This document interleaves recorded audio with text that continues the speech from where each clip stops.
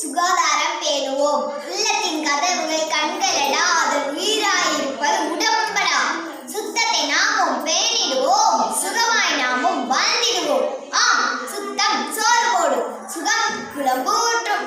இன்றைய உலகில் எங்கே நிம்மதி, எங்கே சுகம், எங்கே பணம் என்று ஓடிக்கொண்டிருக்கும் உலகில் சுகாதாரம் என்ற கேள்விக்கு பதில் கேள்விக்குறியாகத்தான் இருக்கின்றது. குழந்தையிலே தாய்ப்பால் ஊட்டி தாளாட்ட வேண்டிய தாய் கர்ப்பத்திலே அடைக்கின்றாள். காலையில் எழுவோம், கடவுளை தொழுவோம், சரீர உணவை உண்போம், கீழே கீழ்த்தரமாக எண்ணாமல் தினமும் சாப்பிடுவோம்.